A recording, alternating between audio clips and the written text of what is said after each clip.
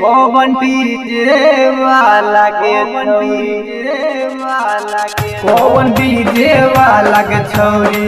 कौन डीजे वाला के छौरी कल को काट खेल गे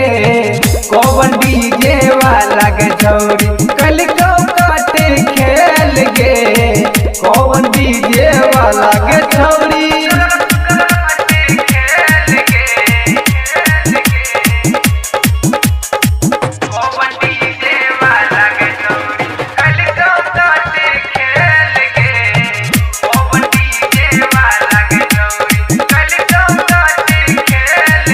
किसी का हो धमाका दिवाकर दीवाना भाई का ही होगा।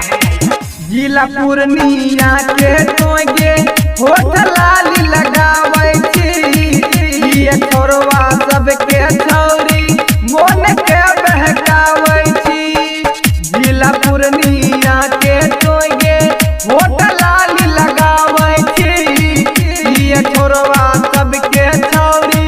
मोन के बहकावे छी भर भर देला के तोगे तोरा करवा के तेल गे कौन डीजे वाला छौ कौन डीजे वाला छौ कौन डीजे वाला के छौरी कल को काट खेल गे कौन डीजे वाला के छौरी कल को काट खेल गे कौन डीजे वाला छौरी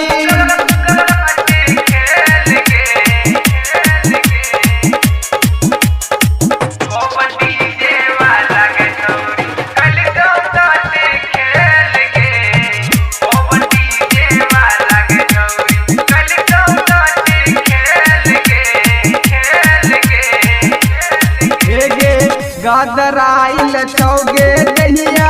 डालवाइल गौतम राज के बनल छौरी बहु अपन पिया गे गादराइल छौगे दहिया डालवाइल नदिया गे गौतम राज के बनल छौरी बहु अपन पिया गे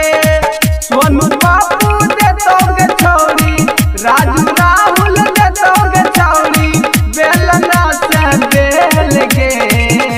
कौन डीजे वाला छौरी कौन डीजे वाला छौरी कौन डीजे वाला के छौरी कल को काट खेल गे